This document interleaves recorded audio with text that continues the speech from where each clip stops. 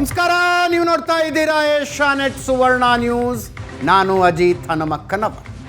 ಈಗ ಈ ವಾರದ ನ್ಯೂಸ್ ಅವರ್ ಸ್ಪೆಷಲ್.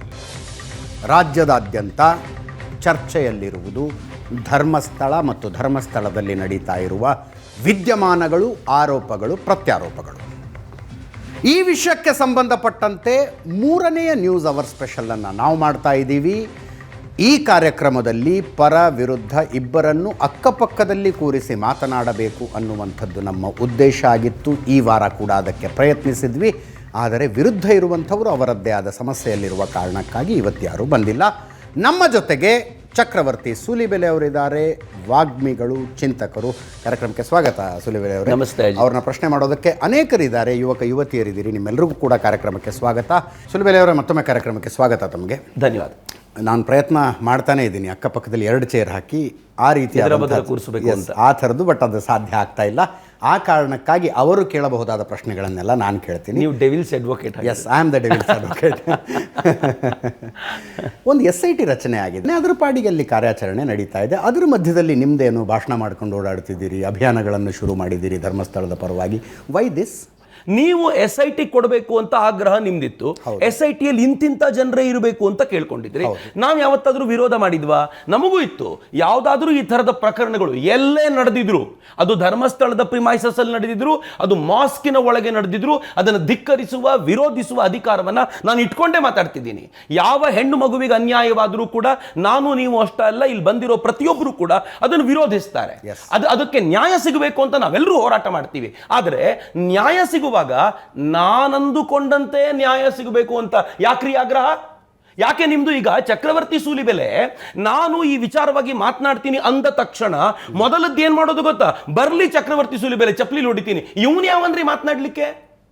ನಾನು ಇವತ್ತು ಧರ್ಮಸ್ಥಳದ ಪರವಾಗಿ, ಪರ ವಿರೋಧ ಬೇರೆ ಪ್ರಶ್ನೆ ರೀ.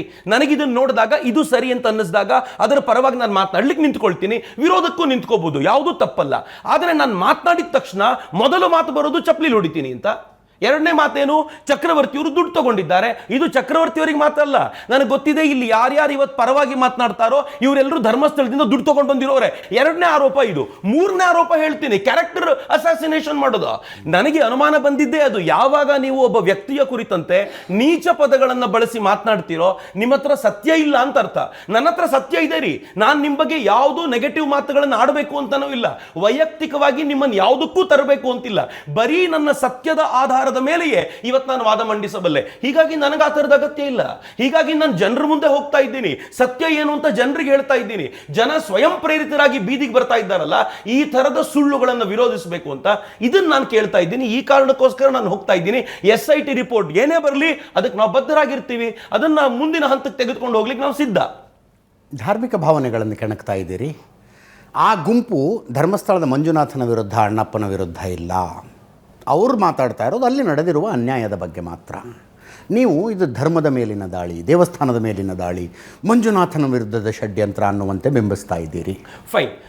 ಇಲ್ಲಿ ಬಂದಿರೋರು ಎಲ್ಲರೂ ಕೇಸನ್ನು ಗಮನಿಸಿರ್ತಾರೆ ಅಂತ ನಾನು ಅನ್ಕೊಂಡಿರ್ತೀನಿ. ಬಹುಶಃ ನೋಡ್ತಾ ಇರುವಂಥ ಇದನ್ನು ವೀಕ್ಷಕರು ಸೇರಿದಂತೆ ಈ ಇಡೀ ಪ್ರಕರಣವನ್ನು ನೀವು ನೋಡಿದ್ರೆ ಗೊತ್ತಾಗುತ್ತೆ. ಮೊದಲಿಗೆ ಇದು ಸೌಜನ್ಯ ಪ್ರಕರಣ ಅಂತ ಶುರುವಾಯಿತು.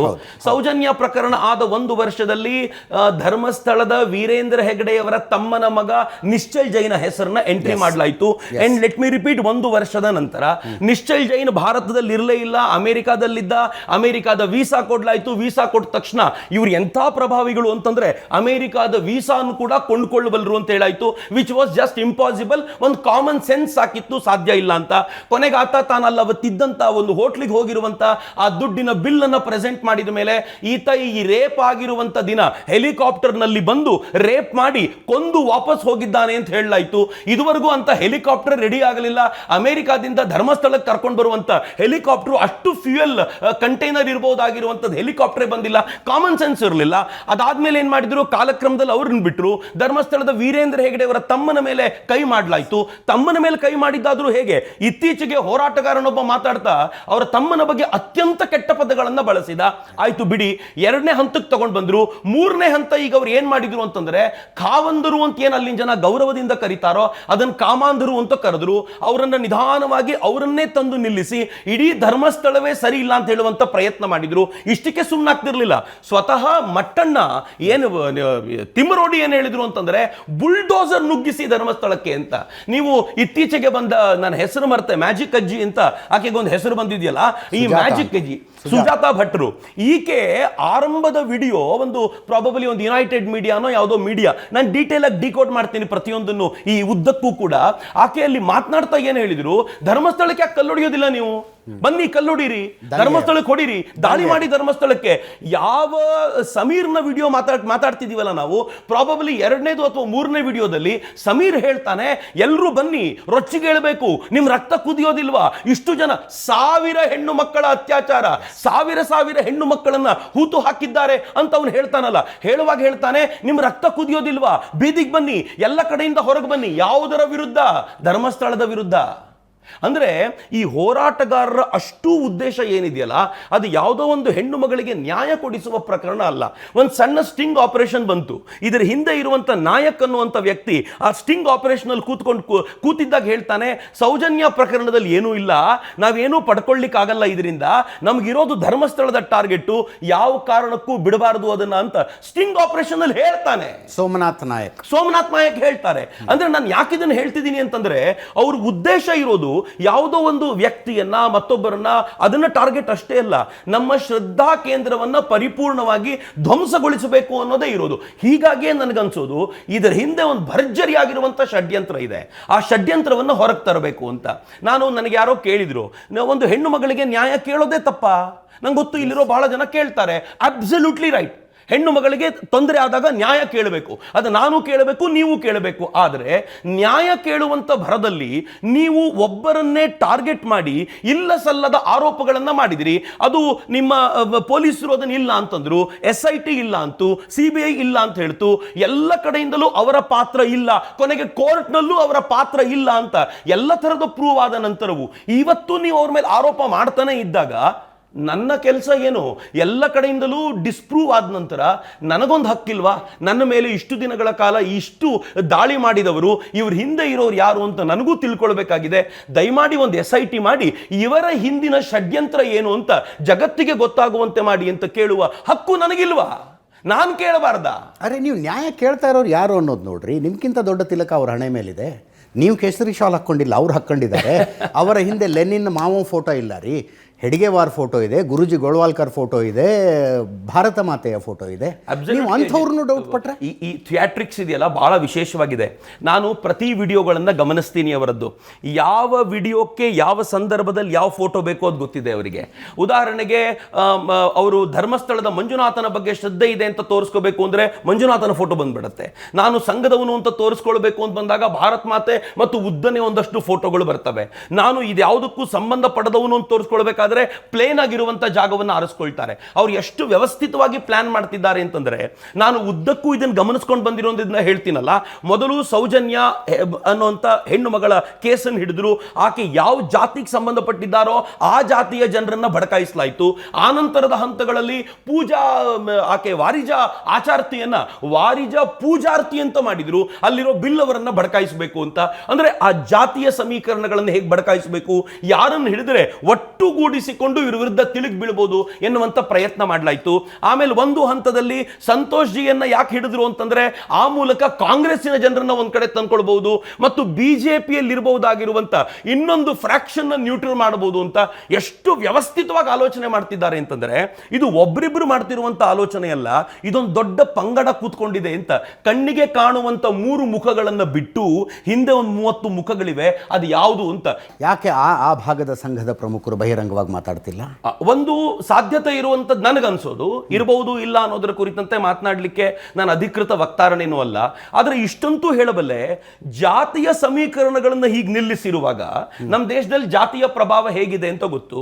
ಎರಡನೇದು ನಾನು ಕೇಳೋದು, ಅಕಸ್ಮಾತು ಇವರು ಜೈನರಲ್ಲದೆ ಇವರು ಗೌಡರೋ ಲಿಂಗಾಯತರೋ ಅಥವಾ ಬೇರೆ ಯಾವುದೋ ಕಮ್ಯುನಿಟಿಗೆ ಸೇರಿದವರು ಆಗಿದ್ದಿದ್ರೆ ಇಷ್ಟು ದೊಡ್ಡಕ್ಕೆ ನಡೀತಿತ್ತಾ? ಬಿಡ್ತಿದ್ರಾ? ನಾನು ಮಂಡ್ಯದಲ್ಲಿ ಕೇಳಿದೆ, ಮಂಡ್ಯದ ಜನಕ್ಕೆ ಈ ತರ ಏನಾದರೂ ಯಾರಾದರೂ ಬಂದಿದ್ರೆ ಏನ್ ಮಾಡ್ತಿದ್ರಿ ಅಂತ. ಒಬ್ಬ ವ್ಯಕ್ತಿ ಆಕ್ರೋಶದಲ್ಲಿ ಕಾಲು ತುಳಿದು ಹಾಕ್ಬಿಡ್ತಿದ್ವಿ ಅವನನ್ನ ಅಂತ. ಅವ್ನು ಪ್ರಾಕ್ಟಿಕಲಿ ಅವ್ನ ಬಾಯಿಂದ ಬಂದ್ಬಿಡ್ತು ಅಂತ, ಅವ್ನು ತುಳಿದು ಬಿಡ್ತಿದ್ವಿ ನಾವು ಅಂತ. ಯಾವುದೋ ಒಂದು ಕಮ್ಯುನಿಟಿ ಯಾರನ್ನು ಹಾರ್ಮ್ ಮಾಡಬಾರದು ಅಂತ ಸೈಲೆಂಟ್ ಆಗಿ ಮೂವ್ ಮಾಡ್ತಿದೆ ಅನ್ನೋ ಕಾರಣಕ್ಕೋಸ್ಕರ ಈ ಪರಿ ತಲೆ ಮೇಲೆ ಕೂತ್ಕೊಂಡು ತುಳಿಯೋದ? ಸಂಘಕ್ಕೂ ಏನಾಗಿರ್ಬೋದು ಅಂತಂದ್ರೆ, ನೀವು ಬಡಕಾಯಿಸ್ತಾ ಇರುವಂತ ಜಾತಿ ಸಮೂಹಗಳಿವೆಯಲ್ಲ, ಆ ಜಾತಿ ಸಮೂಹಗಳು ಭೀಮಾ ಅನ್ನೋ ಹೆಸರು ಯಾಕಿಟ್ರು? ನೀವು ಪೂಜಾರಿ ಗ್ರೂಪ್ ಅಂತ ತಗೊಂಡು ಬಂದ್ರಿ, ನೀವು ಗೌಡರ ಕಮ್ಯುನಿಟಿನ ತಗೊಂಡು ಬಂದ್ರಿ. ಈಗ ಭೀಮಾ ಅನ್ನೋ ಹೆಸರನ್ನು ತರಬೇಕಾದಾಗಲೂ ಎಷ್ಟು ಎಚ್ಚರಿಕೆಯಿಂದ ತಂದಿದ್ದೀರಾ ಅಂತಂದ್ರೆ, ಒಂದು ಇಂಗ್ಲಿಷ್ನಲ್ಲಿ ಇಂಟರ್ವ್ಯೂ ನಡೆಯುತ್ತೆ, ಇಂಗ್ಲಿಷ್ ಚಾನಲ್ಗೆ ಒಂದು ಇಂಟರ್ವ್ಯೂ ನಡೆಯುತ್ತೆ. ಅವನು ಇಂಟರ್ವ್ಯೂ ನಡೆಯುವಾಗ ಅವನನ್ನು ಕೇಳ್ತಾರೆ, ನಿಂದು ಯಾವ ಕಮ್ಯುನಿಟಿ ನಿಂದು ಅಂತ ಕೇಳಿದಾಗ ಅವನ ಪಾಪ ಏನೇನೋ ಹೇಳಲಿಕ್ಕೆ ಪ್ರಯತ್ನ ಪಟ್ಟಾಗ ಇಂಟರ್ವ್ಯೂ ಮಾಡುವವನೇ ಹೇಳ್ತಾನೆ, ದಲಿತ್ ಮತ್ತು ಇವ್ರದ್ದು ತೊಂದರೆ ಇದೆಯಾ ಇಲ್ಲಿ ಎಂದಾಗ ಆಗ ನೆನಪಾಗುತ್ತೆ ಅವನಿಗೆ, ನಾನು ದಲಿತ್ ಅನ್ನೋದನ್ನ ನೆನಪಿಸ್ಕೊಡ್ಬೇಕಿತ್ತು, ಮರ್ತೋಗ್ಬಿಟ್ಟಿದ್ದೀನಿ ನಾನು ಅಂತ. ಹೌದು, ದಲಿತರಿಗೆ ಇಲ್ಲಿ ತುಂಬಾ ಶೋಷಣೆ ಆಗುತ್ತೆ ಅಂತ ಅವ್ನು ನೆನಪಿಸಿಕೊಳ್ತಾನೆ. ಇಂಗ್ಲಿಷ್ ಇಂಟರ್ವ್ಯೂನಲ್ಲಿ ನಡೆಯುತ್ತೆ, ಪಕ್ಕದಲ್ಲಿ ಕೂತ್ಕೊಂಡು ಯಾರೋ ಹೇಳ್ಕೊಡ್ತಾರೋ ಅವನಿಗಲ್ಲಿ ಪ್ರಾಂಪ್ಟ್ ಮಾಡುವಂತ ಪ್ರಯತ್ನ ಮಾಡಲಾಗುತ್ತೆ. ಅಂದ್ರೆ ಎಲ್ಲೋ ಒಂದು ಕಡೆ ದಲಿತ್ ಮತ್ತು ಈ ತರದೊಂದು ಆಂಗಲ್ನು ತರುವಂತ ಪ್ರಯತ್ನ ಇದೆಯಲ್ಲ, ಇದು ವ್ಯವಸ್ಥಿತವಾಗಿ ಮಾಡುವಂತ ಷಡ್ಯಂತ್ರ ಮಾಡುವಾಗ ನನ್ಗನ್ಸುತ್ತೆ ಎದುರಿಗಿರೋರು ಒಂದ್ಸಲ ಗಾಬರಿ ಆಗುವಂಥದ್ದು ಸಹಜ ಅಂತ.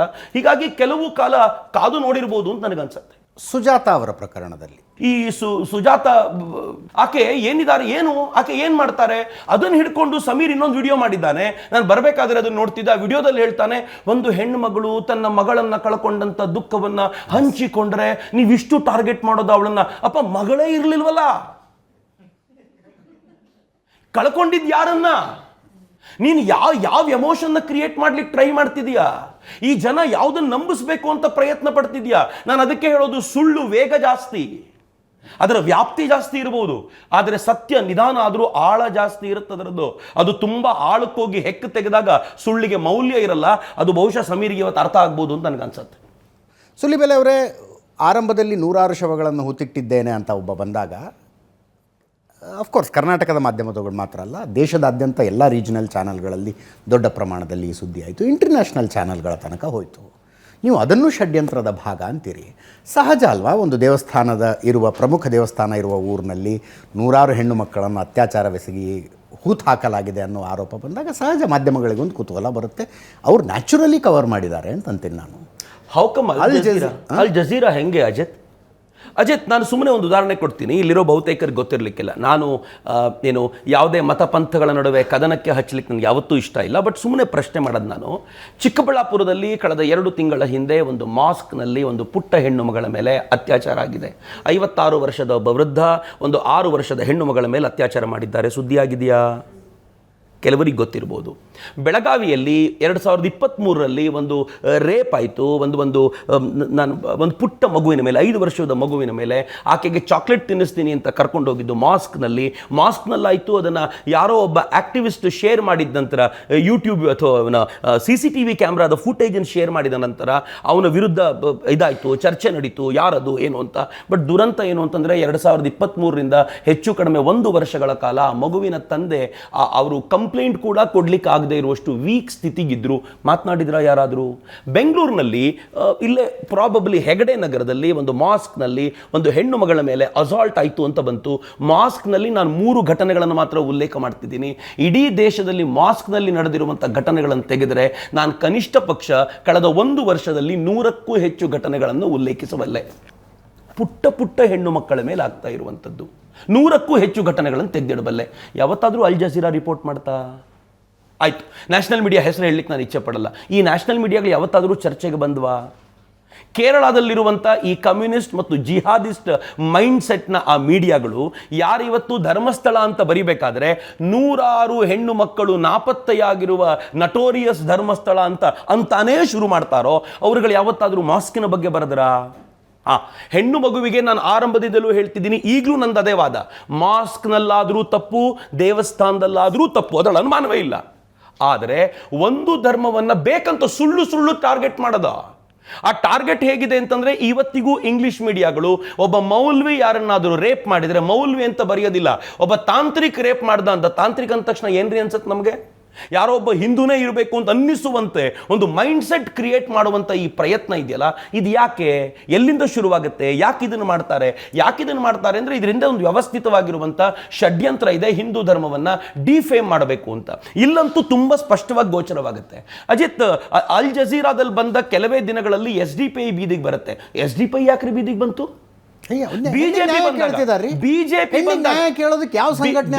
ಬಿಜೆಪಿ ಬಂದಾಗ ಪ್ರಶ್ನೆ ಮಾಡುವಂತ ಜನ SDPI ವಿಚಾರಕ್ಕೆ ಬಂದಾಗ ಯಾಕೆ ಪ್ರಶ್ನೆ ಮಾಡಲಿಲ್ಲ?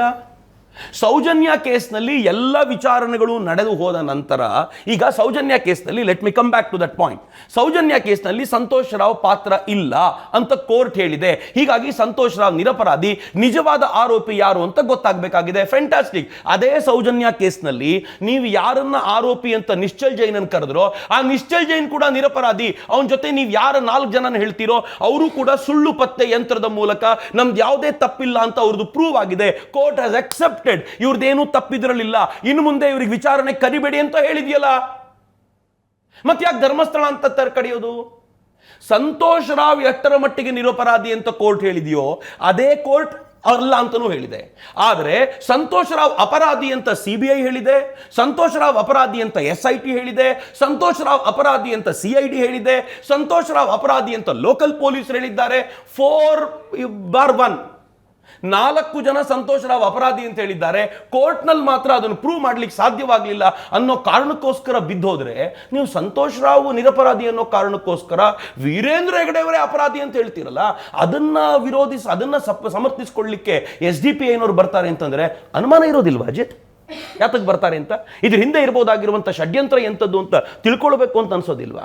ಒಬ್ಬ ಹಿಂದುವಾಗಿ ನಾನು ಕೇಳಲಿಕ್ಕೆ ಇಚ್ಛೆ ಪಡ್ತೀನಿ, ನೀವು ಆಕೆಯ ನ್ಯಾಯಕ್ಕೋಸ್ಕರ ಮಾಡ್ತಿರುವ ಹೋರಾಟ ಸರಿ, ಆದರೆ ನ್ಯಾಯಕ್ಕೋಸ್ಕರ ಮಾಡ್ತಿರೋ ಹೋರಾಟಕ್ಕೆ ಇದಂಗೆ. ನಾನು ಸುಮ್ಮನೆ ಒಂದು ಘಟನೆ ಹೇಳ್ತೀನಿ ನಿಮಗೂ ಕೂಡ ಅಷ್ಟೇ ಪ್ರಭಾವಿಯಾಗಿ ಹೇಳಬೇಕು ಅಂತಂದ್ರೆ, ಕಳೆದ ಕೆಲವು ತಿಂಗಳುಗಳ ಹಿಂದೆ ಬನ್ನೇರುಘಟ್ಟದ ರಸ್ತೆಯಲ್ಲಿ 39 ವರ್ಷದ ಹೆಣ್ಣು ಮಗಳು ತನ್ನ ತಂಗಿಯ 2 ವರ್ಷದ ಮಗುವನ್ನ ಕರ್ಕೊಂಡು ಹೋಗ್ತಾ ಇದ್ರು.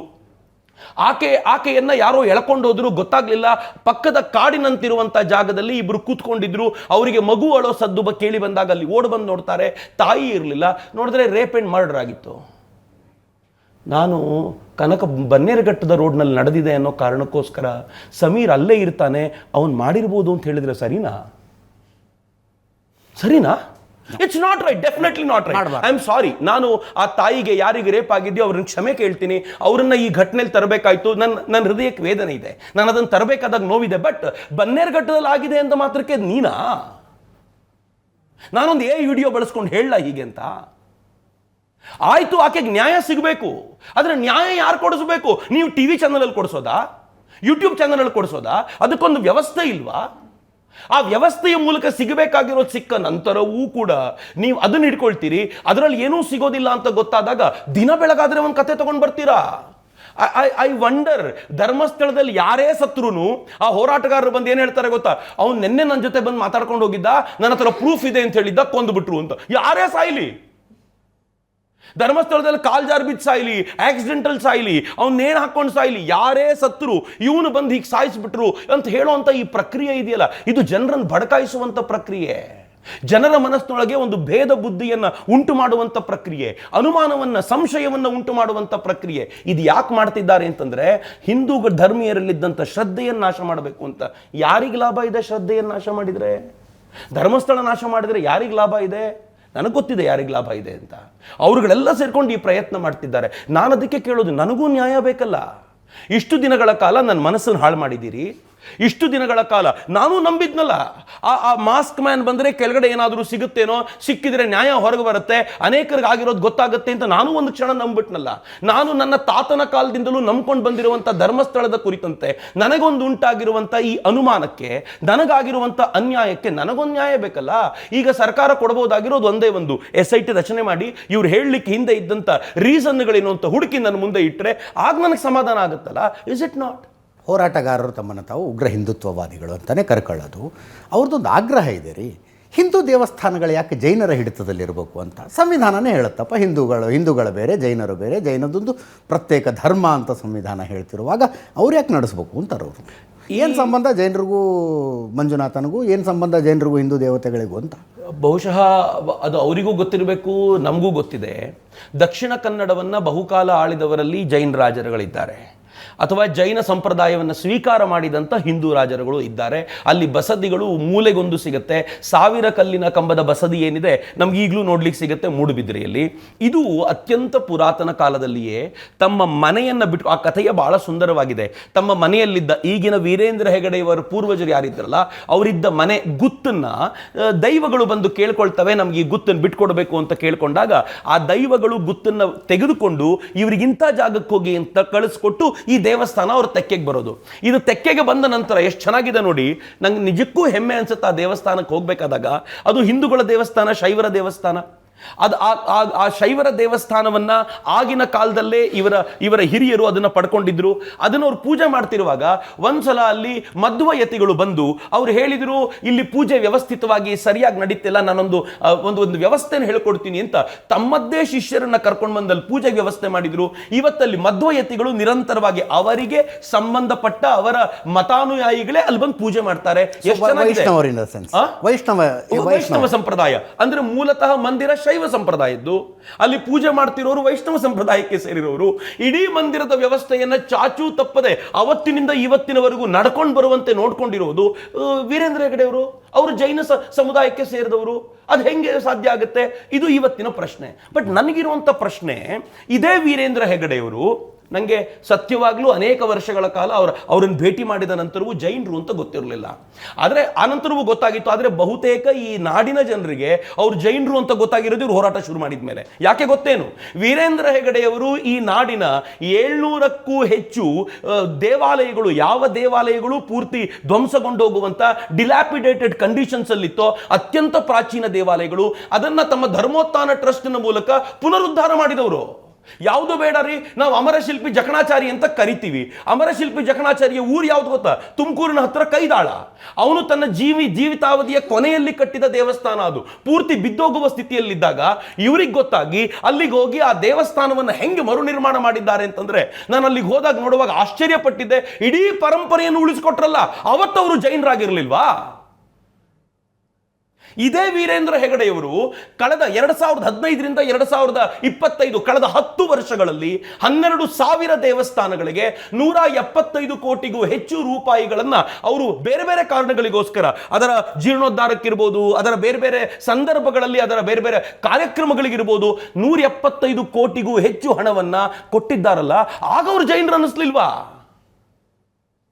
ವೀರೇಂದ್ರ ಹೆಗ್ಗಡೆಯವರು ಪ್ರತಿ ಹಿಂದೂ ಆಚರಣೆಗಳಲ್ಲಿ, ನಮ್ಮೂರಿನ ಜಾತ್ರೆಗಳಿಂದ ಹಿಡಿದು ನಮ್ಮೂರಿನ ಯಾವುದೇ ಸಾಧುಗಳಿಗೆ ಸನ್ಮಾನ ಮಾಡುವಂತ ಅತ್ಯಂತ ಪವಿತ್ರವಾಗಿರುವಂತ ಕಾರ್ಯದಲ್ಲೂ ನಾನು ನಿಮ್ಮ ಮನೆಯ ಮಗ ಎನ್ನುವಂತೆ ಭಾಗವಹಿಸ್ತಾರಲ್ಲ, ಆಗ ಜೈನರು ಅನ್ನಿಸ್ಲಿಲ್ವಾ? ಈಗ ಧರ್ಮಸ್ಥಳವನ್ನು ಕಿತ್ಕೋಬೇಕು ಅಂದಾಗ ಮಾತ್ರ ಜೈನರು ಅನ್ನಿಸ್ತಾರೆ ಅಂದರೆ ಇದು ಮೋಸ ಅಲ್ವೇನು? ನಾವು ಎಲ್ಲರನ್ನೂ ಸೇರಿಸ್ಕೊಂಡು ನಮ್ಗೆ ಎಷ್ಟು ಹೆಮ್ಮೆ ಇದೆ. ಈ ದೇಶದಲ್ಲಿ ಒಂದು ಕಾಲದಲ್ಲಿ ಸೋನಿಯಾ ಗಾಂಧಿ ಇದ್ರು. ಸೋನಿಯಾ ಗಾಂಧಿ ಇದ್ದಾಗಲೂ ಪ್ರಧಾನಮಂತ್ರಿ ಒಬ್ಬರು ಸಿಖ್ಖರಾಗಿದ್ರು, ಒಬ್ಬರು ಮುಸ್ಲಿಂ ರಾಷ್ಟ್ರಪತಿ ಇದ್ರು. ನಾವೇನು ಕ್ರಿಶ್ಚಿಯನ್ ಸೋನಿಯಾ ಗಾಂಧಿ ಪ್ರಧಾನಮಂತ್ರಿ ಸಿಖ್ಖರಾಗಿದ್ರು, ಮುಸ್ಲಿಂ, ಏನು ಹೆಮ್ಮೆ. ನನಗಷ್ಟೇ ಹೆಮ್ಮೆ ಧರ್ಮಸ್ಥಳದ ಕುರಿತಂತೆ ಇದೆ. ಶೈವ ಮಂದಿರ, ವೈಷ್ಣವ ಪೂಜಾರಿ, ಅದನ್ನು ನೋಡ್ಕೊಳ್ಳೋನೊಬ್ಬ ಜೈನ, ಅದನ್ನು ಆರಾಧಿಸುವಂಥ ನಾಡು ಕನ್ನಡ ನಾಡು, ಸರ್ವ ಜನಾಂಗದ ಶಾಂತಿಯ ತೋಟ ಅಂತ ನನಗೆ ಬಹಳ ಹೆಮ್ಮೆ ಇದೆ. ನಿಮಗಿಲ್ಲದೆ ಇರ್ಬೋದು ಹೋರಾಟಗಾರರಿಗೆ, ನಮ್ಗೆ ಆ ವಿಚಾರಕ್ಕೆ ಹೆಮ್ಮೆ ಇದೆ. ಮತ್ತು ಧರ್ಮಸ್ಥಳಕ್ಕೆ ನಡೆದುಕೊಳ್ಳುವಂಥ ಪ್ರತಿಯೊಬ್ಬನಿಗೂ ಈ ವಿಚಾರದಲ್ಲಿ ಅನುಮಾನ ಇಲ್ಲ. ಅಜಿತ್, ಮಂಜುನಾಥನ ಫೋಟೋ ಹಾಕೊಂಡು ನಡೆಸ್ತಾ ಇರೋ ಅಬ್ಸಲ್ಯೂಟ್ಲಿ ಒಪ್ಕೊಳ್ತೀನಿ ನಾನು. ಮಂಜುನಾಥನ ಫೋಟೋ ಇರೋದ್ರಿಂದಲೇ ಇವತ್ತು ಜನ ಅತ್ಯಂತ ಭಕ್ತಿ ಶ್ರದ್ಧೆಯಿಂದ ವಾಪಸ್ ಹಣ ಕಟ್ತಾರೆ. ಏನಾಗಿದೆ ಅಂತಂದ್ರೆ 65 ಲಕ್ಷ ಜನರ ಮನೆಗಳಿಗೆ ಇವರು ಹೋಗಿ, 65 ಲಕ್ಷ ಮನೆಗಳಿಗೆ ಅಂತ ಇಟ್ಕೊಳ್ಳಿ, ಅಲ್ಲಿಗೆ ಹೋಗ್ಬಿಟ್ಟು ಇವರೇನಾದರೂ ಮತಾಂತರ ಮಾಡ್ಲಿಕ್ಕೆ ಪ್ರಯತ್ನ ಪಟ್ಟರೆ, ಜಿಹಾದಿನ ಪ್ರಯತ್ನ ಮಾಡಿದರೆ, ನಿನ್ನ ಮಗುವಿಗೆ ಸ್ಕಾಲರ್ಶಿಪ್ ನಾನು ಕೊಡ್ತೀನಿ ನಮ್ಮ ಕಡೆ ಬಾ ಅಂತ ಕರೆದ್ರೆ ಅವ್ರು ಹೇಳ್ತಾರೆ ಎಲ್ಲಿವರೆಗೂ ಮಂಜುನಾಥ ಇದ್ದಾನೋ ಅಲ್ಲಿವರೆಗೂ ನೀವು ಯಾರೂ ಬೇಕಾಗಿಲ್ಲ ಅಂತ. ಇಡೀ ಕರ್ನಾಟಕದಲ್ಲಿ ಇವರಿಗೊಂದು ದಿಗ್ಬಂಧನ ಹಾಕಿ ನಿಲ್ಲಿಸಿರೋದು ಮಂಜುನಾಥ. ಆ ಶ್ರದ್ಧೆಯನ್ನು ಮುರಿಯುವಂಥ ಪ್ರಯತ್ನ ಇವರದ್ದು. ಆರಂಭದಲ್ಲಿ ಹೋರಾಟವನ್ನು ಧರ್ಮಸ್ಥಳ ನೆಗ್ಲೆಕ್ಟ್ ಮಾಡಿದ್ದು ಸುಳ್ಳ. 2013ರಲ್ಲಿ ಹೋರಾಟ ಶುರುವಾದಾಗ ಕೇಳಿದ ಎಲ್ಲ ಪ್ರಶ್ನೆಗಳಿಗೂ ಉತ್ತರ ಸಿಗುವಂಥ ಒಂದು ವ್ಯವಸ್ಥೆ ಮಾಡಿದರೆ ಇಷ್ಟು ಬೆಳೀತಿರಲಿಲ್ಲ. ನನಗನ್ಸುತ್ತೆ ಅಜಿತ್, ಮೊದಲನೇ ಪ್ರಶ್ನೆ ನೀವು ನನಗೆ ಕೇಳಿದ್ರಲ್ಲ, ಅದರಲ್ಲೇ ಉತ್ತರ ಇದೆ ಅಂತ. ನೀವು ಮೊದಲನೇ ನನಗೇನು ಕೇಳಿದ್ರಿ, SIT ನಡೀತಾ ಇದೆ, ನೀನು ಯಾಕ್ರಿ ತಲೆ ಹಾಕ್ತೀರಾ? ಪೊಲೀಸ್ ಇನ್ವೆಸ್ಟಿಗೇಷನ್ ನಡೀತಾ ಇದೆ, ನೀನು ಯಾಕೆ ತಲೆ ಹಾಕ್ತೀರಾ? ಧರ್ಮಸ್ಥಳದವ್ರು ಮಾತಾಡಲಿಲ್ಲ. ನೀವು ಪೊಲೀಸ್ ಇನ್ವೆಸ್ಟಿಗೇಷನ್ ನಮ್ಗೆ ನಂಬಿಕೆ ಇಲ್ಲ ಅಂತಂದ್ರಿ, CID ಕೊಡಿ, ನಡೀತಾ ಇದೆ, ಸುಮ್ಮನಿರಿ. ಆ ನಂತರ ನೀವೇ ಹೇಳಿದ್ರಿ ಇವ್ರ ಮೇಲೆ ನಮ್ಗೆ ನಂಬಿಕೆ ಇಲ್ಲ, ಯಾಕಂದ್ರೆ ಯಾರ್ಯಾರು ಇವ್ರ ವಿರುದ್ಧವಾಗಿ ವರದಿ ಕೊಟ್ಟಿದ್ದಾರೆ ಯಾರ ಮೇಲೂ ನಂಬಿಕೆ ಇಲ್ಲ ಇವರಿಗೆ. CBI ಬೇಕು ಅಂತ ಪತ್ರ ಬರೆದಿದ್ದು ಯಾರು? ವೀರೇಂದ್ರ ಹೆಗಡೆ ಅವರೇ ಪತ್ರ ಬರೆದಿದ್ದು, ದಯವಿಟ್ಟು ಇದನ್ನು CBI ಇನ್ವೆಸ್ಟಿಗೇಷನ್ ಮಾಡಿಸಿ, ನಾವು ಕ್ಲಿಯರ್ ಆಗಬೇಕು ಇದರಲ್ಲಿ ಅಂತ ಬರೆದ್ರು. ಅವ್ರು ಪತ್ರ ಬರೆದ್ರು, ನಾನು ಯಾಕೆ ಮಾತನಾಡಲಿ? ಅವ್ರು ಒಂದೇ ಒಂದ್ಸಲ ಮಾತನಾಡಿದ್ದು ಯಾವಾಗ ಗೊತ್ತಾ? ಯಾವಾಗ ನಿಶ್ಚಲ್ ಜೈನ್ ಹೆಸರು ಬಂತೋ, ಯಾಕ್ರಿ ಯಾರ್ಯಾರ ಹೆಸರನ್ನೋ ತರ್ತೀರಾ, ಪಾಪ ಅಮೆರಿಕಾದಲ್ಲಿದ್ದ ಹುಡುಗನ ಹೆಸರು ತಗೊಂಡು ಬಂದ್ಬಿಟ್ರಲ್ಲ ಅಂತ ಅವ್ರು ಬಂದು ಹೇಳಿದ್ರು, ಕ್ಲಿಯರ್ ಆನ್ಸರ್ ಕೊಟ್ಟರು. ಅದಾದ ನಂತರ ಅವ್ರು ಅನ್ಕೊಂಡ್ರು ನಮ್ಮ ಕೆಲಸ ನಾವು ಮಾಡ್ತಿರ್ತೀವಿ, ಆರೋಪ ಮಾಡೋರು ಮಾಡ್ತಿರ್ತಾರೆ, ಸರ್ಕಾರ ತನ್ನ ಕೆಲಸವನ್ನು ಮಾಡುತ್ತೆ, ಏಜೆನ್ಸಿಗಳು ತಮ್ಮ ಕೆಲಸ ಮಾಡುತ್ತೆ, ಮಾಡಲಿ ಅಂತ. ಇವ್ರು ಏನು ಮಾಡಿದ್ರು ಗೊತ್ತಾ? ಸಮಾಜವನ್ನು ನಂಬಿಸ್ಲಿಕ್ಕೆ ಪ್ರಭಾವಿಗಳು ಏನು ಬೇಕಿದ್ರು ಮಾಡ್ತಾರೆ ಅಂತ, ದುಡ್ಡಿದ್ದವ್ರು ಏನು ಬೇಕಿದ್ರು ಮಾಡ್ತಾರೆ ಅಂತ. ದುಡ್ಡಿದ್ದವ್ರು ಏನು ಬೇಕಿದ್ರು ಮಾಡ್ತಾರೆ ಅಂತ ಆಗಿದ್ರೆ ಮಲ್ಲಿ ಅಡ್ಕೊಂಡು ಕೂತಿರ್ತಿರ್ಲಿಲ್ಲ ಅಜಿತ್. ಧರ್ಮಸ್ಥಳದ ವೀರೇಂದ್ರ ಹೆಗಡೆ ಸಾಹೇಬರು ಧರ್ಮಗಳ ವಿಚಾರದಲ್ಲಿ ಹಾಗೂ ದೇವಸ್ಥಾನ ಹಲವಾರು ರೀತಿಯಲ್ಲಿ ದಾನ ಧರ್ಮ ಕೊಟ್ಟು ಉದ್ಧಾರ ಮಾಡಿದ್ರು ಅಂತ ಕೇಳಿದ್ರಿ. ಆದರೆ ಅವರು ಸನಿಹ ರಾಜ್ಯಸಭಾ ಸಂಸದರಂಥ ವೀರೇಂದ್ರ ಹೆಗಡೆ ಅವರ ಪಕ್ಕದಲ್ಲಿರುವಂಥ ದಲಿತ ಕುಟುಂಬಗಳು ಅವ್ರಿಗೆ ಯಾಕೆ ಇವತ್ತಿನವರೆಗೂ ಸಹನೂ ಅವರ ಇರುವಂಥ ಜಾಗಗಳಿಗೆ ಪತ್ರವನ್ನು ಕೊಟ್ಟಿಲ್ಲ? ಪತ್ರ ಸರ್ಕಾರ ಕೊಡುತ್ತೆ ಅಂತ ನನ್ನ ನಂಬಿಕೆ. ರಾಜ್ಯಸಭಾ ಸದಸ್ಯರಾದಂಥವ್ರು ಅವ್ರು ಮನವಿ ಮಾಡ್ಬೋದಲ್ವಾ? ಒಂದು ನಿಮಿಷ ಅಂದರೆ ಅವ್ರು ಏನು ಅಂದರೆ ದಲಿತರಿಗೆ ಏನು ಮಾಡಿಲ್ಲ, ಮಾಡಬಹುದಾಗಿತ್ತು, ಅದು ಆ ಪ್ರಶ್ನೆ ಕೇಳಿ. ಬಟ್ ಹಕ್ಕು ಪತ್ರಗಳನ್ನು ಸರ್ಕಾರ ಕೊಡುತ್ತೆ ಅಂತ ಬೆಸ್ಟ್ ಆಫ್ ಮೈ ಮನವಿ ಮಾಡುವಂಥ ಕೆಲಸ ಅವ್ರು ಮಾಡ್ಬೋದಾಗಿತ್ತಲ್ಲ. ನಾನು ದಲಿತರ ಕುರಿತಂತೆ ಅವ್ರು ಮಾಡಿರೋ ವಿಚಾರಗಳೆಲ್ಲ ಹೇಳಬೇಕು ಅಂತಂದರೆ, ಪ್ರಾಬಬ್ಲಿ 1974 ಈ ಇದರ ಕಾಯ್ದೆ ಬಂದಿದ್ದು ಅಂತ ಅನ್ಸುತ್ತೆ, ಉಳುವವನೇ ಭೂಮಿಯ ಒಡೆಯ. 76 ಫೈನ್. ಆ 70s ಕಾಯ್ದೆ ಬಂದಾಗ ಧರ್ಮಸ್ಥಳದ ಅಡಿಯಲ್ಲಿ 4000 ಎಕರೆಗೂ ಜಾಸ್ತಿ ಭೂಮಿ ಇತ್ತು ಅಜಿತ್. ಅಂದರೆ ದೇವಸ್ಥಾನಕ್ಕೆ ಸಂಬಂಧಪಟ್ಟಿದ್ದು, ಅಲ್ಲೆಲ್ಲರೂ ಕೆಲಸ ಮಾಡ್ಕೊಂಡಿದ್ರು. ಆದರೆ ಧರ್ಮಸ್ಥಳದ ವಾತಾವರಣ ಹೆಂಗಿತ್ತು ಗೊತ್ತಾ? ಅಲ್ಲಿದ್ದವರೆಲ್ಲರೂ ಕೂಡ ಧರ್ಮಸ್ಥಳದ ಭೂಮಿ ಮಂಜುನಾಥನದ್ದು, ಅಣ್ಣಪ್ಪನದ್ದು, ನಾವು ಕೇಳೋದಿಲ್ಲಪ್ಪ, ಇದು ನಮ್ದಲ್ಲ ಅನ್ಕೊಂಡು ಸುಮ್ಮನಿದ್ದಾಗ ಆಗ್ತಾನೆ ಬಂದಿದ್ದಂಥ ವೀರೇಂದ್ರ ಹೆಗಡೆಯವರು ಎಲ್ಲರನ್ನೂ ಕರೆಸಿ ನೀವು ಉಳ್ತಾ ಇರುವಂಥ ಜಮೀನನ್ನು ತೆಗೆದುಕೊಳ್ಳಿಂದಾಗ ನಿರಾಕರಿಸಿದ್ರು. ನೀವು ಜಮೀನಿನ ಲೆಕ್ಕಾಚಾರ ತೆಗೆದುಕೊಂಡು ಬನ್ನಿ, ನೋ ಅಬ್ಜೆಕ್ಷನ್ ಸರ್ಟಿಫಿಕೇಟ್ ಕೊಡೋದು ನನ್ನ ಕೆಲಸ ಅಂತ. ಬಿಲೀವ್ ಮೀ, 3800 ಎಕರೆಗಿಂತ ಹೆಚ್ಚು ಜಮೀನನ್ನು ಬಿಟ್ಕೊಟ್ಬಿಟ್ರು. ಏನು ಕೇಳೋದಪ್ಪ ಮತ್ತೆ? ನೆಕ್ಸ್ಟ್ ಹೇಳ್ತೀನಿ, ಇವೆಲ್ಲ ಗೊತ್ತಿಲ್ಲದೆ ಇರೋದು ಪ್ರಾಬ್ಲಮ್ಮು. ಅಲ್ಲಿ ಕೆಲಸಕ್ಕೆ ಬರ್ತಿದ್ರಲ್ಲ, ಸಮಸ್ಯೆನೇ ಜಮೀನಿಂದು ಅಂತಾರೆ. ಕಂಡವ್ರ ಜಮೀನೆಲ್ಲ ಅವ್ರು ತಗೊಳ್ತಾ ಇರೋದಕ್ಕೆ ಸಮಸ್ಯೆ ಆಗಿದ್ದು ಸುಳ್ಳುಗಳನ್ನು ಹೇಳೋದು ಅಂತ. ಒಂದು ನಾನು ಹೇಳ್ತೀನಿ, ಅವ್ರ ಮೇಲೆ ಇರುವಂಥ ಕೋಪ ಏನು ಗೊತ್ತಾ? ನಾನು ಇದ್ರ ಬಗ್ಗೆ ಮತ್ತೆ ಮುಂದೆ ಒಂದು ಮಾತು ಹೇಳೋದಿದೆ, ಹೇಳ್ಬಿಡ್ತೀನಿ. ಆಮೇಲೆ then I will add to it. ಎಲ್ಲಿವರೆಗೂ ಅಂತಂದ್ರೆ, ಆ ಜಮೀನನ್ನು ಕೊಟ್ಟ ನಂತರ ಕೆಲಸಕ್ಕೆ ತುಂಬ ಜನ ಬರ್ತಿದ್ರಲ್ಲ, ಇಲ್ಲಿ ಕೆಲಸ ಮಾಡ್ತಿದ್ರು. ಅವ್ರಿಗೆಲ್ಲ ಏನು ಹೇಳ್ತಿದ್ರು ಗೊತ್ತಾ? ವಾರದಲ್ಲಿ 2 ದಿನ ಇಲ್ಲಿ ಕೆಲಸ ಮಾಡಬೇಡಿ, ನಿಮ್ಮ ಜಮೀನಲ್ಲಿ ಕೆಲಸ ಮಾಡಿ, ಕೃಷಿ ಭೂಮಿಯಲ್ಲಿ ಕೆಲಸ ಮಾಡಿ. ಅಷ್ಟು ನಿಮಗೆ ಏನು ಅನ್ನದ ಕೊರತೆ ಆಗುತ್ತಲ್ಲ ಇಲ್ಲಿ ಬರದೇ ಹೋಗಿರೋದ್ರಿಂದ, ಅದನ್ನು ನಾನು ಕಳಿಸ್ಕೊಡ್ತೀನಿ ಅಂಥೇಳಿ ಧರ್ಮಸ್ಥಳದ ಈ ಅನ್ನದಾನಕ್ಕೆ ಬರ್ತಿದ್ದಂಥ ಅಕ್ಕಿಯನ್ನ, ಬೇಳೆಯನ್ನ ಎಲ್ಲ ಅಲ್ಲಿನ ರೈತ ಯಾರು ಇಲ್ಲಿ ಕೆಲಸ ಮಾಡಿ ಅಲ್ಲಿಗೆ ಹೋಗಿ ದುಡಿತಾರೋ ತಮ್ಮ ಜಮೀನು ಭೂಮಿಯಲ್ಲಿ, ಅವರಿಗೆ ಧರ್ಮಸ್ಥಳದಿಂದ ಕಳಿಸಿಕೊಡ್ಲಾಗ್ತಿತ್ತು. 2 ದಿನ ನಿಮ್ಮ ಜಮೀನಲ್ಲೇ ಕೆಲಸ ಮಾಡಬೇಕು, ನೀವು ಸ್ವಾವಲಂಬಿ ಆಗಬೇಕು ಅನ್ನೋ ಪರಿಕಲ್ಪನೆಯಿಂದ ಬೆಳತಂಗಡಿಯಲ್ಲರೂ ಹೇಳ್ತಾರೆ ಇದನ್ನ. ಧರ್ಮಸ್ಥಳದ ವಿಷಯ ಮಾತಾಡ್ತಾ ಇದ್ದೀವಿ. ಚಕ್ರವರ್ತಿ ಸೂಲಿಬೆಲೆ ಅವರು ಇವತ್ತಿನ ನಮ್ಮ ಅತಿಥಿ. ಅವರನ್ನ ಪ್ರಶ್ನಿಸೋದಕ್ಕೆ ಅನೇಕರು ಬಂದಿದ್ದಾರೆ. ಭೂ ಕಬಳಿಕೆ ಮಾಡಿಲ್ವಾ?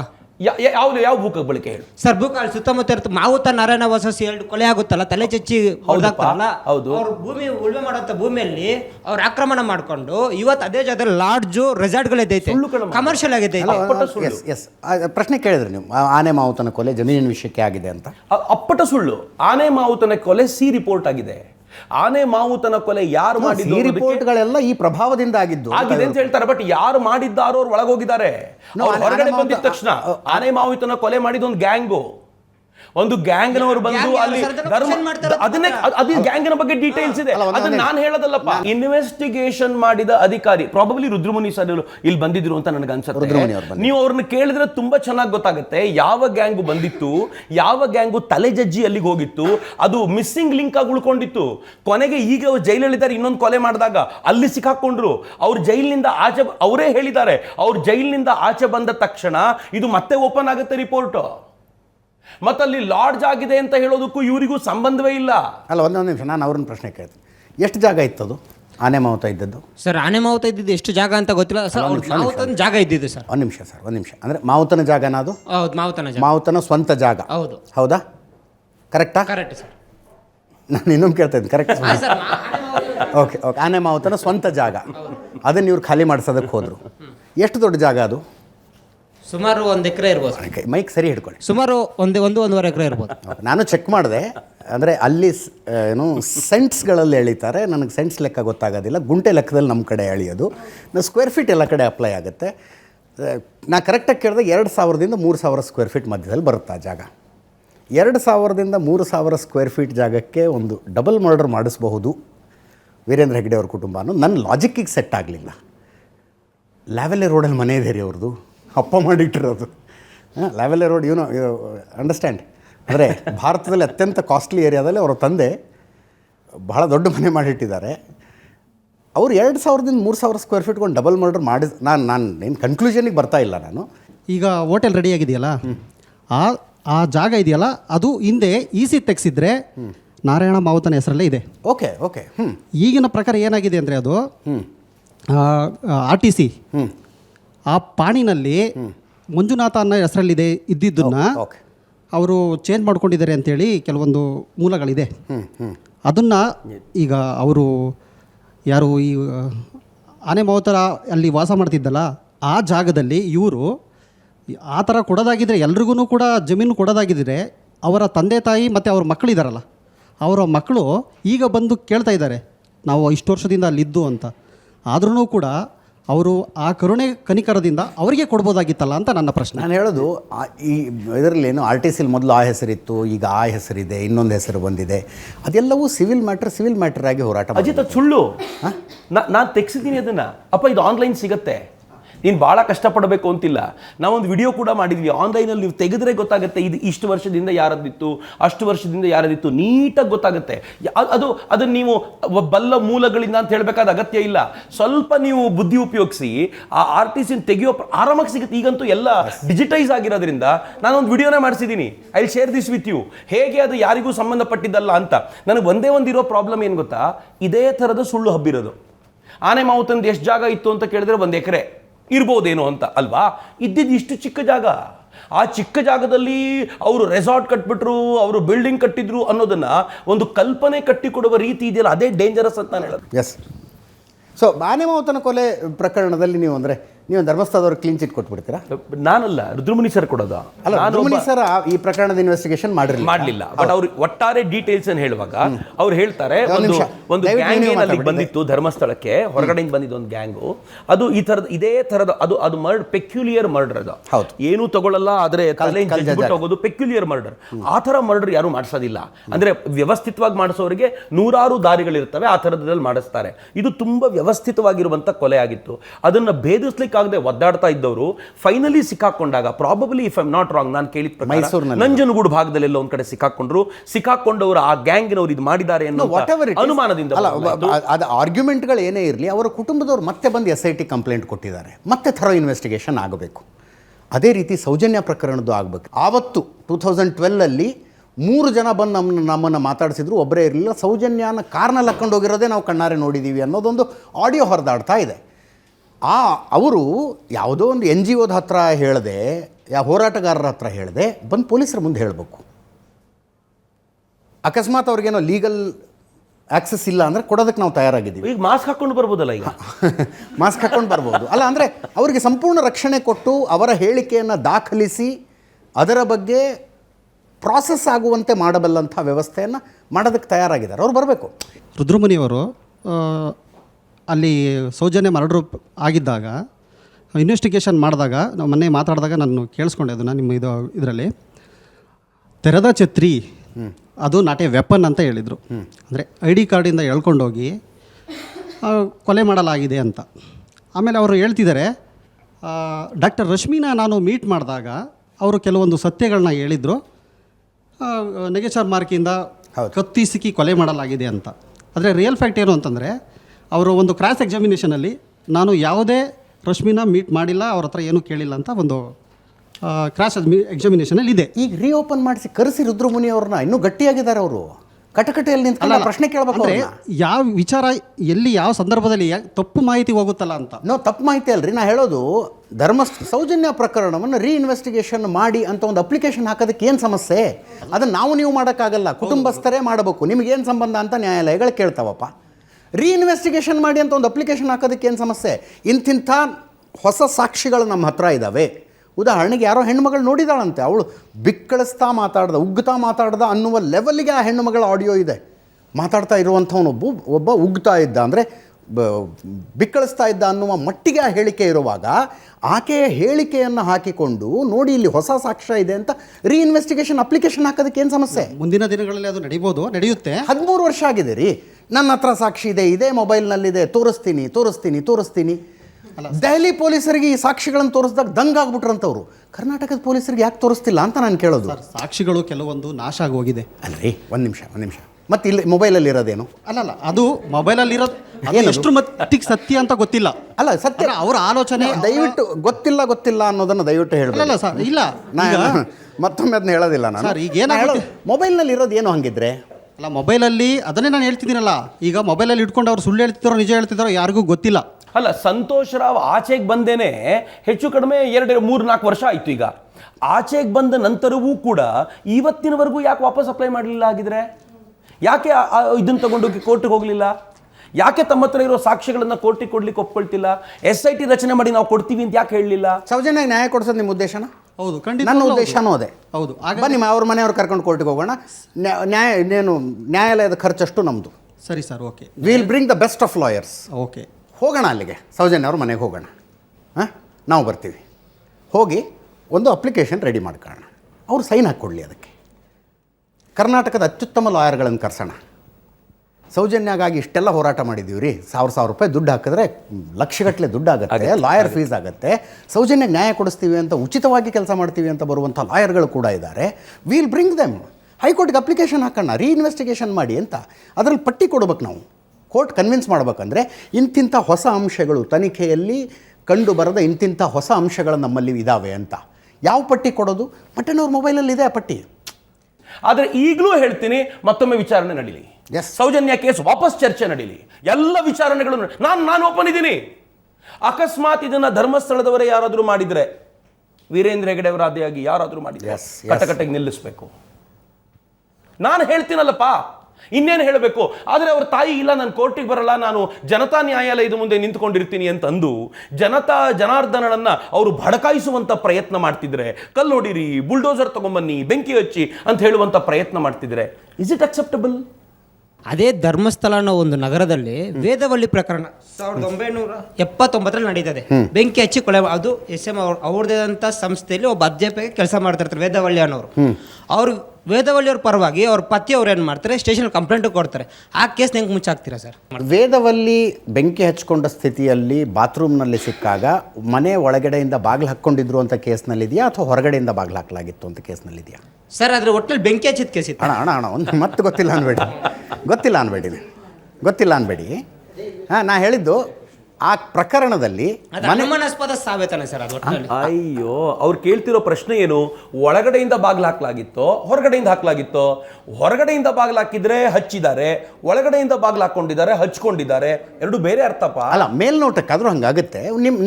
ನೀವು ತಿಳ್ಕೊಂಡಿರೋ ಪ್ರಕಾರ ಒಳಗಡೆಯಿಂದ ಬಾಗಿಲು ಹಾಕಿತ್ತು, ಹೊರಗಡೆಯಿಂದ ಬಾಗಿಲು ಹಾಕಿತ್ತು ಸರ್? ಅದು ಹೊರಗಡೆಯಿಂದ ಬಾಗಿಲು ಹಾಕಿದ್ದಾರೋ ಹೊರಗಡೆಯಿಂದ ಅದು ಬೇಡ ಸರ್. ಒಟ್ಟಲ್ಲಿ ಅದು ಬೇಡ, ಅನುಮಾನಾಸ್ಪದ ಸಾವಲ್ಲ. ಒಂದು ನಿಮಿಷ, ಬೇಡ ಅಂದ್ರೆ ಹೆಂಗೆ? ಅದು ಬೇಡ ಇದು ಬೇಡ, ಯಾವ್ದು ಬೇಕು ಯಾವ್ದು ಬೇಡ ನೀವೇ ಡಿಸೈಡ್ ಮಾಡ್ಬಿಡ್ತೀರಾ? ಯಾವ್ದು ಬೇಕೋ ಯಾವ್ದು ಬೇಡ ನೀವೇ ಡಿಸೈಡ್ ಮಾಡ್ಬಿಡ್ತೀರಾ? ನನಗದು ಬೇಕಪ್ಪ, ನಾನೊಬ್ಬ ಕ್ರೈಮ್ ರಿಪೋರ್ಟ್ರು, ನಾನು ಫಸ್ಟ್ ನೋಡೋದು ಅದು ಆತ್ಮಹತ್ಯೆನಾ ಕೊಲೆನಾ ಅಂತ ಡಿಸೈಡ್ ಆಗಬೇಕಿದ್ರೆ ಮನೆ ಬಾಗಿಲು ಒಳಗಡೆಯಿಂದ ಹಾಕೊಂಡಿತ್ತ ಹೊರಗಡೆಯಿಂದ ಹಾಕೊಂಡಿತ್ತ. That is the first hint, ಮೊದಲನೇ ಹಿಂಟ್ ಅದು. ಅದನ್ನು ಕೇಳ್ತಾ ಇದ್ದೀನಿ, ಅದು ಬೇಡ ಅಂದರೆ. ಇದೆಲ್ಲ ಸರಿ ಹೋಗಬೇಕು ಅಂದರೆ ಸರ್ಕಾರದ ಜವಾಬ್ದಾರಿನ, ನ್ಯಾಯಾಲಯದ ಜವಾಬ್ದಾರಿನ, ಸಮಾಜದ ಜವಾಬ್ದಾರಿನ? ಅಫ್ಕೋರ್ಸ್ ಸಮಾಜದ ಜವಾಬ್ದಾರಿ. ನನಗೆ ಭಾಳ ಬೇಸರ ಇದೆ ಅಜಿತ್, ಏನು ಅಂತಂದರೆ ಯಾವುದೋ ಒಂದು ವಿಡಿಯೋ ನೋಡಿ ನಾವು ಇದನ್ನು ನಂಬ್ಕೊಂಡು ಕೂತಿದ್ದೀವಲ್ಲ, ಮನೆಯಲ್ಲಿ ತಾಯಂದ್ರೆ ನಂಬಿಟ್ಟಿದ್ದಾರೆ, ಮನೆಯಲ್ಲಿ ಹಿರಿಯರು ನಂಬಿಟ್ಟಿದ್ದಾರೆ, ಅಯ್ಯೋ ಹಿಂಗೆ ಮಾಡಿಬಿಟ್ಟಿದ್ದಾರೆ ಏನೋ ಅಂತ. And you know the reason? ದೊಡ್ಡವರು, ದೊಡ್ಡ ಪ್ರಭಾವಿಗಳು ಏನು ಬೇಕಿದ್ರೂ ಮಾಡ್ಬೋದು.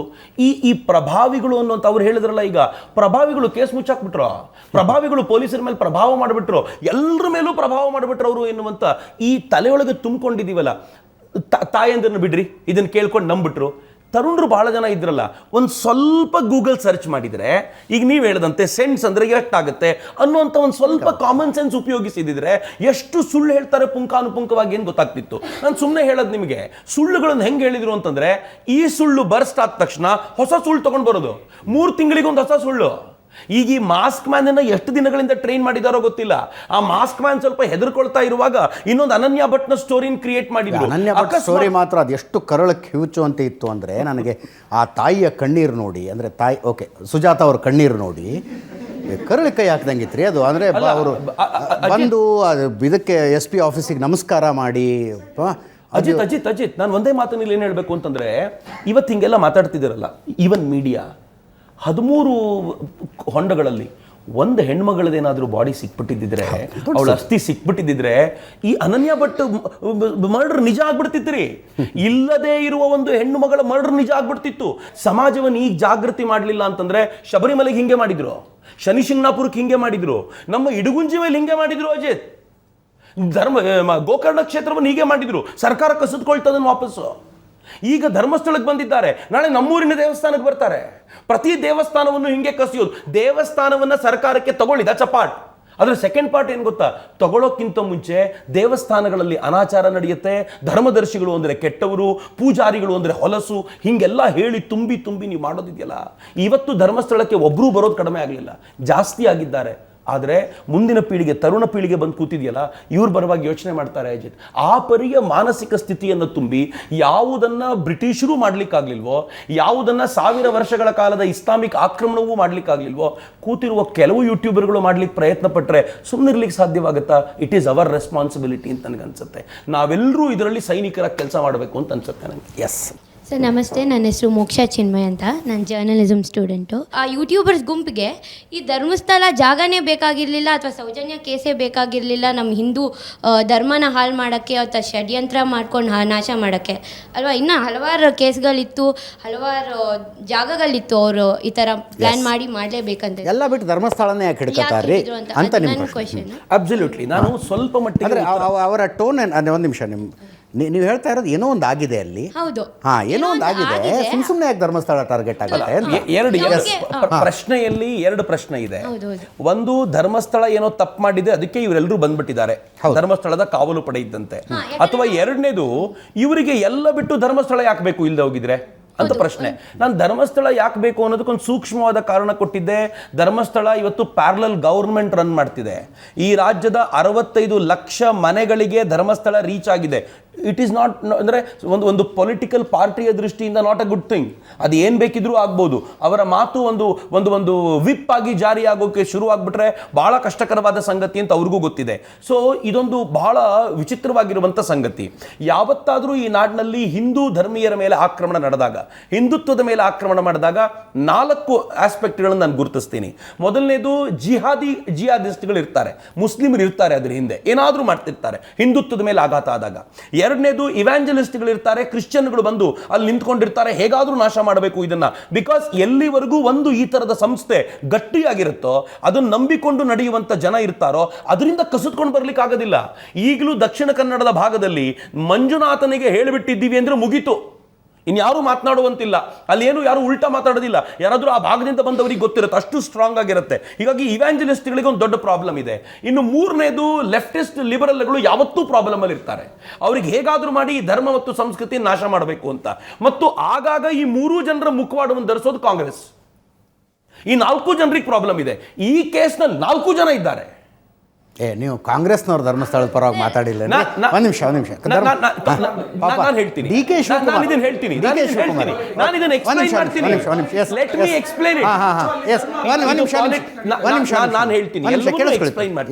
ಫಸ್ಟ್ ಆಫ್ ಆಲ್ ಮುಸ್ಲಿಂ ಹೇಗೆ ಅಂತ ನಾನು ಎಕ್ಸ್ಪ್ಲೈನ್ ಮಾಡಬೇಕಾಗಿಲ್ಲ. ಇದ್ರ ಹಿಂದೆ ಸಮೀರ್ ಯಾಕೆ ಬಂದ, ಸಮೀರಿನ ಜೊತೆ ನಜ್ಮಾ ಯಾಕೆ ನಿಂತ್ಕೊಂಡಿದ್ಲು, SDPI ಯಾಕೆ ಬಂತು, ಹೇಗೊಂದು ಇಡೀ ಕೊಟೇರಿ ಇದ್ರ ಹಿಂದೆ ಕೆಲಸ ಮಾಡ್ತಿದೆ, ಸಮೀರ್ನ ವಿಡಿಯೋಕ್ಕೆ ಬಾಟ್ಸ್ಗಳು ಎಲ್ಲಿಂದ ಬರಲಾಯ್ತು, ಎಲ್ಲಿಂದ ಪರ್ಚೇಸ್ ಮಾಡಲಾಯ್ತು, ಸ್ವಲ್ಪ ಇನ್ವೆಸ್ಟಿಗೇಷನ್ ಮಾಡಿದ್ರೆ ಗೊತ್ತಾಗ್ಬಿಡುತ್ತೆ. Simple tactics. ಎರಡನೇದು, ಈ ಒಟ್ಟಾರೆ ಪ್ರಕರಣದಲ್ಲಿ ಒಡನಾಡಿಯ ಸ್ಟ್ಯಾನ್ಲಿಯ ಪಾತ್ರ ಏನು? 2023ರಲ್ಲಿ ಒಡನಾಡಿಯ ಸ್ಟ್ಯಾನ್ಲಿ ಮನೆ ಮನೆಗೂ ಹೋಗಿ ಧರ್ಮಸ್ಥಳದ ಮನೆಗಳಲ್ಲೂ ಒಂದು ರೇಪ್ ಕೇಸನ್ನು ಹಿಡ್ಕೊಂಡು ಇಷ್ಟು ಜಾಗೃತಿಯನ್ನು ಮೂಡಿಸುವಂತ ಪ್ರಯತ್ನ ಮಾಡಿದ್ಯಾಕೆ? ಹೆಣ್ಣು ಮಗಳಿಗೆ ನ್ಯಾಯ ಬೇಕು ಅಂತಂದ್ರೆ ಚಿತ್ರದುರ್ಗದಲ್ಲಿ ಒಡನಾಡಿಯ ಸ್ಟ್ಯಾನ್ಲಿ ಯಾಕಿಲ್ಲ? ಹೆಣ್ಣು ಮಗಳಿಗೆ ನ್ಯಾಯ ಬೇಕು ಅಂತಂದ್ರೆ ಎಲ್ಲೋ ಒಂದು ಮಾಸ್ಕ್ ನಲ್ಲಿ ಅತ್ಯಾಚಾರ ಆದಾಗ ಒಡನಾಡಿಯ ಸ್ಟ್ಯಾನ್ಲಿ ಯಾಕಿಲ್ಲ? ಯಾಕೆ ಅಲ್ಲಿ ಮಾತ್ರ ಇದ್ದಾರೆ? ಅದು ಚಿಕ್ಕ ಮಕ್ಕಳಿಗೆ ಅತ್ಯಾಚಾರವಾದಾಗಲೆಲ್ಲ ಇಲ್ಲದ ಸ್ಟ್ಯಾನ್ಲಿ ಯಾಕೆ ಅಲ್ಲಿಗೆ ಬಂದರು? ಆನಂತರ ಬಿಜೆಪಿಯವರೊಬ್ಬರು ಆರೋಪ ಮಾಡಿದ್ರು ಸೆಂಥಿಲ್ ಬಂದ್ರು ಅಂತ. ಯಾಕೆ ಸೆಂಥಿಲ್ನ ಆಗಮನ ಆಯಿತು? ಫೈನ್, ಈ ಎರಡು ಆಯ್ತು. ಇನ್ನು ಮೂರನೇದು ಲೆಫ್ಟಿಸ್ಟ್ ಲಿಬರಲ್ಗಳು ಯಾರಿದ್ದಾರೆ ಅಂತ ನೀವು ನೋಡಿದ್ರೆ ಗೊತ್ತಾಗುತ್ತೆ ಇವತ್ತು. ಮತ್ತು ಇವರೆಲ್ಲ ಎಲ್ಲಿದ್ದಾರೆ ಗೊತ್ತಾ? ಕಾಂಗ್ರೆಸ್ನ ಅತ್ಯಂತ ಪ್ರಮುಖವಾದ ಭಾಗಗಳ ಸುತ್ತಲೂ ಕೂತ್ಕೊಂಡಿದ್ದಾರೆ. SIT ರಚನೆ ಮಾಡದೆ ಧರ್ಮಸ್ಥಳದಲ್ಲಿ ಹಂಗೇನಿಲ್ಲ ರೀ ಅಂದು ಬಿಟ್ಟಿದ್ರೆ ಖಂಡಿತವಾಗಿಯೂ ಪ್ರಶ್ನೆ ಹಂಗೆ ಉಳುಕತ್ತಿತ್ತು. ನಾನು SIT ರಚನೆಯಾದಾಗ, SIT ರಚನೆ ಕೆಲಸ ಮಾಡ್ತಿರುವಾಗ ನಾನು ಸಿದ್ದರಾಮಯ್ಯ ಅವರಿಗೆ ಧನ್ಯವಾದ ಹೇಳಿದ್ದೀನಿ. SIT ರಚನೆ ಮಾಡಿ ಒಳ್ಳೆ ಕೆಲಸ ಮಾಡಿದಿರಿ. ಆದ್ರೆ ವಾಟ್ ವಾಸ್ ದ ಇಂಟೆನ್ಷನ್ ನನ್ ಯಾಕೆ ಕೆಟ್ಟದ್ದು ಅಂತ ಅನ್ಸುತ್ತೆ ಅಂತಂದ್ರೆ, 13 ಮಾಡಿ ಇನ್ನು ಕಪಾಳಕ್ಕೆ ಹೊಡಿತೀವಿ ಯಾರಾದ್ರೂ ಮತ್ತೆ ಮುಂದಕ್ಕೆ ಮಾಡಿ ಅಂತ ಕೇಳಿದ್ರೆ ಅಂತ ಹೇಳಿದಿದ್ರೆ I would have appreciated his intention. ಅಂದ್ರೆ ಇವರು ವ್ಯವಸ್ಥಿತವಾದ ಪ್ರಯತ್ನ ಮಾಡ್ತಿದ್ದಾರೆ. ಆ ವ್ಯವಸ್ಥಿತವಾದ ಪ್ರಯತ್ನಕ್ಕೆ ಇದೊಂದು ದೊಡ್ಡ ಜಾಗ. ಧರ್ಮಸ್ಥಳವೇ ತನ್ನ ಸ್ವರೂಪವನ್ನ ಕಳ್ಕೊಂಡ್ರೆ ಹಿಂದೂಗಳ ಆಸ್ಥೆಯ ಭಾಗ ಹೋಗ್ಬಿಡುತ್ತೆ ಅಂತ ಅವ್ರಿಗೆ ಗೊತ್ತಿದೆ. ಅದಕ್ಕೋಸ್ಕರ ಈ ಪ್ರಯತ್ನ ಮಾಡ್ತಿದ್ದಾರೆ ಅಂತ ನನಗನ್ಸುತ್ತೆ. ಸರ್, ನಾನು ಪ್ರೀತಮ್ ಅಂತ, ಕಾಮರ್ಸ್ ಸ್ಟೂಡೆಂಟು. ನೀವು ಆಗಲೇ ಒಂದು ಡಿಸ್ಕಷನ್ ಆಗುವಾಗ ನಿಮ್ಮದು ಸರ್ದು ನೀವು ಹೇಳಿದ್ರಿ ಲೈಕ್ 3 ಜನದಿಂದ ಇನ್ನೂ 30 ಜನ ಇದ್ದಾರೆ ಅಂತ. ಅದರಲ್ಲಿ ಯಾರು ಒಬ್ರು ನಿಮಗೆ ಗೊತ್ತಿದ್ರು ಈ ಮೀಡಿಯಾ ಮುಖಾಂತರ ಒಬ್ರು ನಾನು ಹೇಳಿದ್ನಲ್ಲಪ್ಪ ಹೆಸರುಗಳನ್ನ. ಯಾರು? ನಾನು ಸ್ಟ್ಯಾನ್ಲಿ ಹೆಸರು ಹೇಳಿದೆ. ಸೆಂಥಿಲ್ ಅಂತ ಬಿಜೆಪಿಯ ಜನಾರ್ದನ್ ರೆಡ್ಡಿ ಅವರು ಹೇಳಿದ್ರು. ಆ ಹೆಸರು ಈಗ ಮುನ್ನೆಲೆಗೆ ಬಂದಿದೆ. ಮತ್ತು CM ಆಫೀಸಲ್ಲಿ ಇರುವಂತ ಕೆಲವರು ಇದರಲ್ಲಿ ಇನ್ವಾಲ್ವ್ ಆಗ್ತಾರೆ. ಅವ್ರು ಹೆಂಗೆ ಇನ್ವಾಲ್ವ್ ಆಗ್ತಾರೆ? CMಗೆ ತುಂಬಾ ಆಪ್ತರಾಗಿರುವಂತ ಕೆಲವರು ಇನ್ವಾಲ್ವ್ ಆಗ್ತಾರೆ. ಯಾಕೆ, ಹೇಗೆ? ನಾನು ಹೇಳಿದ್ನಲ್ಲ, ಹೆಸರುಗಳನ್ನು ಹೇಳ್ತಿದ್ದೀನಲ್ಲ ಸರ್. ಈಗ ನನ್ನ ಹೆಸರು ರಂಗಸ್ವಾಮಿ KN ಅಂತ ಹೇಳ್ಬಿಟ್ಟು ಉಜಿರೆ SDM ಕಾಲೇಜಿನ ಪತ್ರಿಕೋದ್ಯಮ ವಿದ್ಯಾರ್ಥಿ. ಸರ್ಕಾರಕ್ಕೆ ಗೊಂದಲ ಇದೆ. ಇಂದಿನ ದಿನ ಮುಖ್ಯಮಂತ್ರಿಗಳು SIT ರಚನೆ ಮಾಡೋ ಅಗತ್ಯ ಇಲ್ಲ ಅಂತ ಹೇಳಿದವರು ಸಡನ್ ಆಗಿ ನೆಕ್ಸ್ಟ್ ಡೇ SIT ರಚನೆ ಮಾಡ್ತಾರೆ. ಹಾಗಂತ ಯಾವುದೇ ಒಂದು ಆಧಾರ, ಒಂದೇ ಒಂದು ಪುಟದಲ್ಲಿ ಬರೆಯುವಷ್ಟು, ಒಂದೇ ಒಂದು ಬಸ್ ಟಿಕೆಟ್ ಅಲ್ಲಿ ಬರೆಯುವಷ್ಟು ಆಧಾರ ಇಲ್ಲದೆ ಒಬ್ಬ ವ್ಯಕ್ತಿ ಆರೋಪ ಮಾಡ್ತಾನೆ ಅಂದ್ರೆ ಅದಕ್ಕೆ SIT ರಚನೆ ಮಾಡ್ತಾರೆ ಅಂದ್ರೆ ಇನ್ನು ಇಂತಹ ಅದೆಷ್ಟೋ ಪ್ರಕರಣಗಳಿದಾವಲ್ಲ, ಅದಕ್ಕೆಲ್ಲ SIT ರಚನೆ ಆಗ್ಬೇಕಲ್ಲ. ಕರೆಕ್ಟ್. ಈ ಪ್ರಶ್ನೆ ಜಿನೈನ್ ಆಗಿರುವಂತದ್ದು. ಬಟ್ ಈ SIT ರಚನೆ ಆದಾಗ ನಂಗೆ ಯಾಕೆ ಖುಷಿ ಆಯ್ತು ಅಂತಂದ್ರೆ, ಒನ್ಸ್ ಫಾರ್ ಆಲ್ ಇದು ಕ್ಲಿಯರ್ ಆಗುತ್ತೆ ಅಂತ ನಾನು ಖಂಡಿತವಾಗಿ ಖುಷಿಪಟ್ಟೆ. ಏನಂತಂದ್ರೆ, ಸೌಜನ್ಯ ಥರದ ಪ್ರಕರಣಗಳು ಅನೇಕ ನಡೆದಿದ್ರೆ, ಸೌಜನ್ಯ ಪ್ರಕರಣವೂ ಸೇರಿದಂತೆ ಯಾವುದಾದ್ರೂ ಒಂದು ಅದಲ್ಲದೆ ಇನ್ನೊಂದು ನಡೆದಿದ್ರು ಕೂಡ ಬಯಲಿಗೆ ಬರೋದು ಬಹಳ ಒಳ್ಳೇದು. ಒಂದ್ಸಲ ಗೊತ್ತಾಗ್ಬಿಟ್ರೆ ಒಳ್ಳೇದು. ಇವ್ರು ತಪ್ಪು ಮಾಡಿದ್ರು ತಪ್ಪು, ಅವ್ರು ತಪ್ಪು ಮಾಡಿದ್ರು ತಪ್ಪು. ಆದರೆ ಕರೆಕ್ಟ್ ಆಗಿದೆ. ಆದರೆ ಏನು ಗೊತ್ತಾ, ಸರ್ಕಾರಕ್ಕೂ ಒಂದು ಅನಿವಾರ್ಯತೆ ಏನಿತ್ತು ಅಂತಂದ್ರೆ, ನಂಬಿದವ್ರು ಇದ್ರಲ್ಲಪ್ಪ ಎಲ್ಲರೂ. ಇದು ನಂಬ್ಕೊಂಡು ಕೂತಿದಾರಲ್ಲ, ಅಕಸ್ಮಾತ್ ಸರ್ಕಾರ ಕೊಡದೆ ಹೋಗಿದ್ರೆ ಏನಾಗಿರ್ತಿತ್ತು ಗೊತ್ತಾ? ಪ್ರಭಾವಿಗಳು ಸಿದ್ದರಾಮಯ್ಯನವರು ಪ್ರಭಾವಕ್ಕೆ ಬಿದ್ರು ಅಂತ. ಹಿಂಗಾಗಿ SIT ಕೊಟ್ಟಿದ್ದು ಸರಿ ಇದೆ. ಬಟ್ SITಯ ಮುಂದಿನ ನಡೆ ಇದೆಯಲ್ಲ, ಅದು ಸ್ವಲ್ಪ ನನಗೆ ಸಮಾಧಾನ. ಸರ್, ತಪ್ಪು ಯಾರು ಮಾಡಿದ್ರು ತಪ್ಪೇ ಹೊರಗೆ ಬರಲಿ ಅಂತ ನೀವು ಹೇಳಿದ್ರಿ. ನಾಳೆ SIT ಕೊಟ್ಟಂತಹ ವರದಿಯನ್ನ ಇವ್ರು ಅಕ್ಸೆಪ್ಟ್ ಮಾಡ್ತಾರೆ, ಅದಕ್ಕೂ ಒಂದು 100 ಕತೆ ಕಟ್ತಾರೆ. ಮಾಡೋದಿಲ್ಲ ಕಣಮ್ಮ, ಮಾಡೋದಿಲ್ಲ. ಆಗ ನಿಂಗೆ ಗೊತ್ತಾಗಬೇಕು ಅಂತ, ಆಗ ಕರ್ನಾಟಕದ ಜನತೆಗೆ ಗೊತ್ತಾಗಬೇಕು SIT ಕೊಟ್ಟ ವರದಿಯನ್ನು ಇವ್ರು ಒಪ್ಕೊಳ್ಳೋದಿಲ್ಲ ಅಂತ. ದಟ್ ಈಸ್ ಇಂಪಾರ್ಟೆಂಟ್ ಅಂತ ನನ್ಗನ್ಸುತ್ತೆ. ನಮಸ್ತೆ, ಗಗನ್ ಸುರೇಶ್ ಅಂತ. ನೀವು ಹಿಂದೂ ಧರ್ಮ, ಸಂಸ್ಕೃತಿ, ಪರಂಪರೆ ಹಾಗೂ ರಾಷ್ಟ್ರ ಪ್ರೇಮವನ್ನು ಬೆಳೆಸುವಲ್ಲಿ ನೀವು ನಿರಂತರ ಶ್ರಮಿಸಿದ್ದೀರಾ. ಅದೇ ರೀತಿ ಈ ಪ್ರಕರಣದಲ್ಲಿ, ಧರ್ಮಸ್ಥಳ ಪ್ರಕರಣ ಆಗಿರ್ಬೋದು, ನಮ್ಮಂಥ ಯುವಕರಿಗೆ ಏನು ಸಂದೇಶ ಕೊಡೋಕ್ಕೆ ಇಷ್ಟಪಡ್ತೀರಾ ಸರ್? ಒಂದು ಮೂರ್ಖರಾಗಬೇಡಿ ಅಂತಪ್ಪ. ಐ ಆಮ್ ಸಾರಿ, ನಾನು ಅದಕ್ಕೆ ಆ್ಯಡ್ ಮಾಡ್ತೀನಿ ಬ್ಲೈಂಡಾಗಿ ಯಾರನ್ನೂ ನಂಬಕ್ಕೂ ಹೋಗಿ. ಅದೇ ಮೂರ್ಖತನ ಇದ್ದರೆ ಮಾತ್ರ ಸಾಧ್ಯ. ಅಲ್ಲ, ಯಾರನ್ನೂ ನಂಬಬೇಡಿ ಅಂದರೆ ಧರ್ಮಸ್ಥಳವನ್ನು ನಂಬಕ್ಕೆ ಹೋಗಬೇಡಿ, ಹೋರಾಟಗಾರರನ್ನು ನಂಬಕ್ಕೆ ಹೋಗಬೇಡಿ.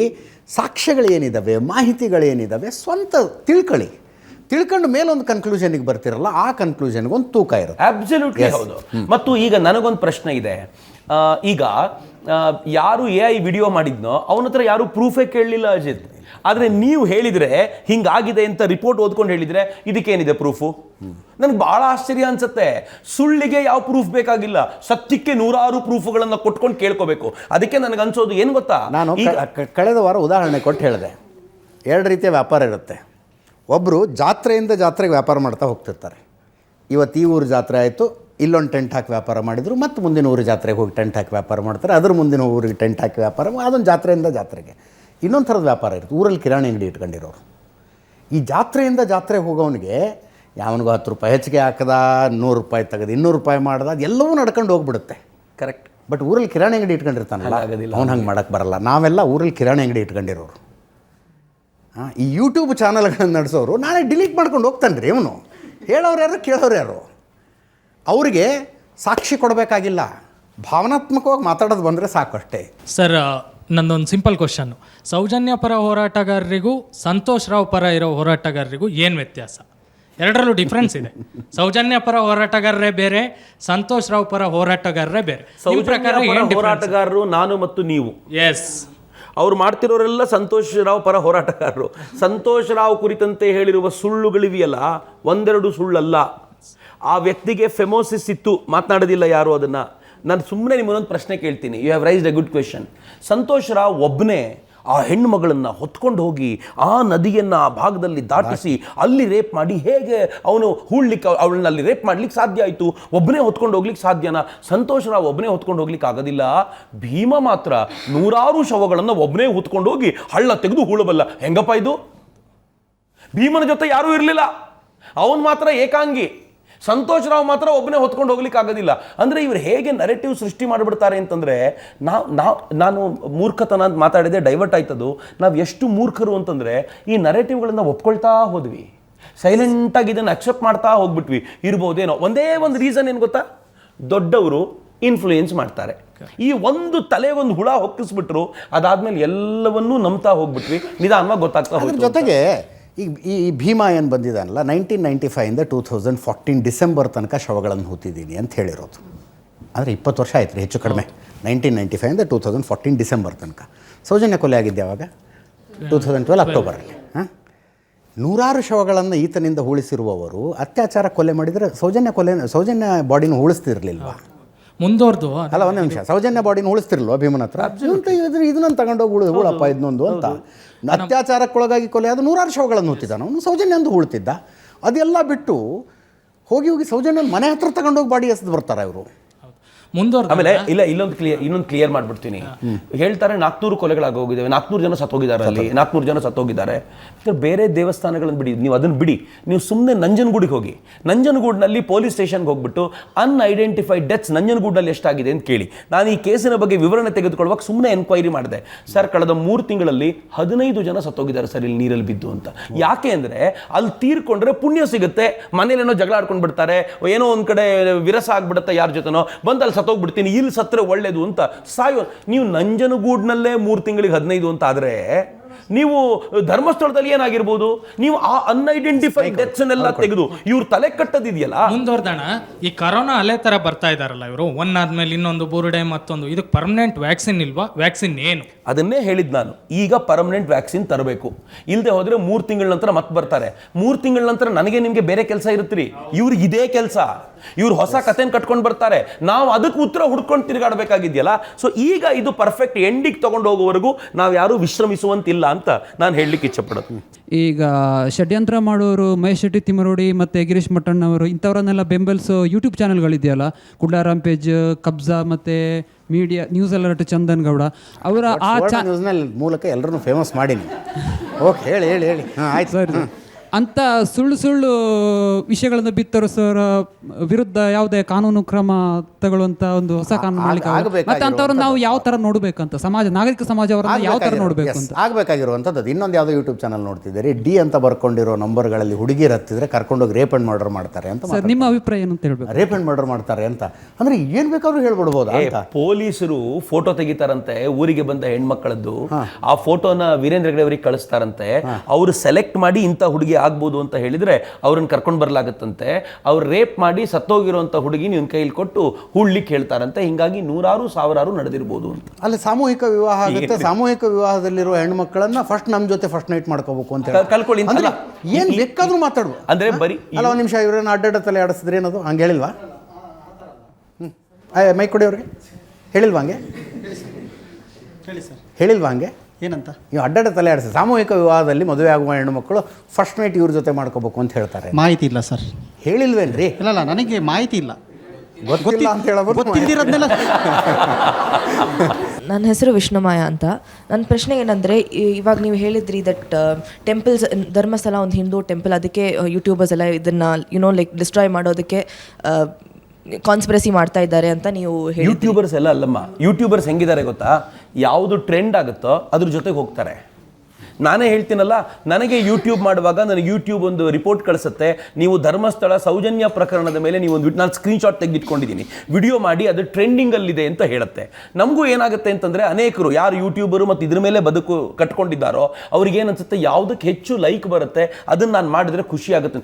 ಸುಮ್ಮನೆ ಕೇಳಿದ್ರಿ, ಅವ್ರು ಧರ್ಮಸ್ಥಳಕ್ಕೆ ಒಂದ್ಸಲ ಹೋಗಿರೋದಿಲ್ಲ, ವೀರೇಂದ್ರ ಹೆಗ್ಗಡೆ ಅವರನ್ನು ನೋಡಿರೋದಿಲ್ಲ, ಏನಾಗಿರುತ್ತೆ ಅಂತ ಆಳಕ್ಕೆ ಹೋಗಿರೋದಿಲ್ಲ. ಸೌಜನ್ಯಗೆ ನ್ಯಾಯ ಬೇಕು ಅಂತ ಕೂಗಾಡಿದ ತಕ್ಷಣ ಲೈಕ್ ಬರುತ್ತೆ, ಆ ಲೈಕ್ ನೋಡಿ ಖುಷಿ ಆಗೋದು. ಇಷ್ಟೇ. ಇದ್ರ ಆಚೆಗೆ ಏನಿಲ್ಲ. ನಾನು ಎಲ್ಲ ಯೂಟ್ಯೂಬರು ಅಂತ ಕರೆಯೋದಿಲ್ಲ. ಈ ಷಡ್ಯಂತ್ರದ ಪಾರ್ಟ್ ಆಗಿರೋರಿಗೆ ಇದು ಹೆಂಗೆ ಗೊತ್ತಿದೆ ಅಂತಂದರೆ, ನಾನು ಸುಮ್ಮನೆ ಹೇಳ್ತೀನಿ ನಿಮಗೆ, ಹೆಂಗೆ ಅವನಿಗೆ ಮಾಸ್ಕ್ ಹಾಕ್ಕೊಂಡು ಕರ್ಕೊಂಡು ಬಂದರು. ಆ ಮಾಸ್ಕಿನ ಡಿಸೈನ್ ನೋಡಿದ್ದೀರಾ ಎಷ್ಟು ಚೆನ್ನಾಗಿದೆ? ಯಾರು ಡಿಸೈನ್ ಮಾಡಿದ್ರು ಅದನ್ನು? ಅಬ್ಸಲ್ಯೂಟ್ಲಿ ಗುಡ್ ರೀ, ಗ್ರೇಟ್ ರೀ, ತುಂಬ ಚೆನ್ನಾಗಿದೆ, ಇಂಟ್ರೆಸ್ಟಿಂಗ್ ಆಗಿದೆ. ಯಾರು ಮಾಡಿಸಿದ್ರು ಅದನ್ನು? ಎಷ್ಟು ಸೆನ್ಸೇಷನ್ ಕ್ರಿಯೇಟ್ ಮಾಡಿದ್ರು. ಯಾರ್ಯಾರೋ ಎದುರಿಗೆ ಬಂದು ಮಾತಾಡಿದ್ದಾರೆ, ಅವನಿಗೆ ಮಾತ್ರ ಯಾಕೆ ಮಾಸ್ಕ್ ಹಾಕಿದ್ರು ಅಂತಂದರೆ ಇಡೀ ದೇಶದಲ್ಲಿ ಒಂದು ಸೆನ್ಸೇಷನ್ ಕ್ರಿಯೇಟ್ ಮಾಡ್ಬೋದು ಇದನ್ನು ಅಂತ.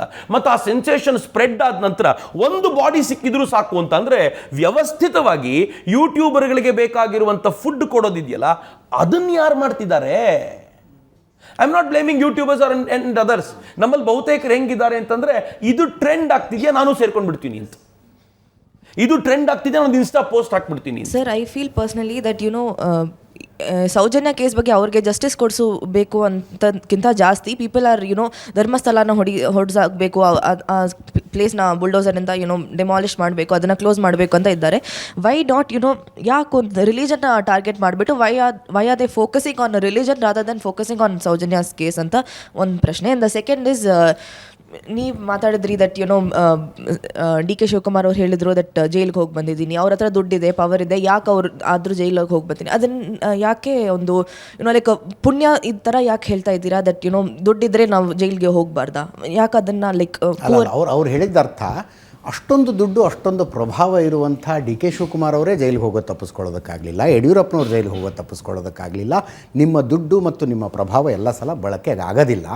ಹಾಗೆ ಧರ್ಮಸ್ಥಳದವರು ಕೂಡ ದುಡ್ಡು ಪ್ರಭಾವ ಬಳಸ್ಕೊಂಡು ಬಚಾವಾದರು ಅನ್ನೋ ಆರ್ಗ್ಯುಮೆಂಟ್ ಮಾಡಬೇಡಿ ಅಂತ.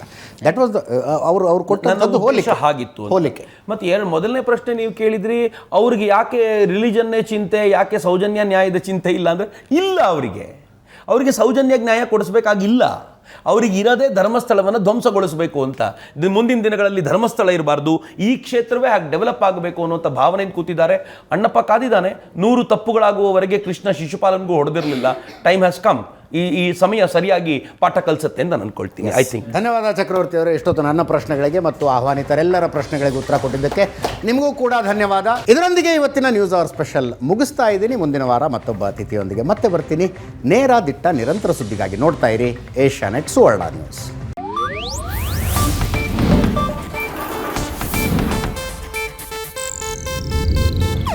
ಇದು ಏಷ್ಯಾನೆಟ್ ನ್ಯೂಸ್ ನೆಟ್ವರ್ಕ್ ಪ್ರಸ್ತುತಿ.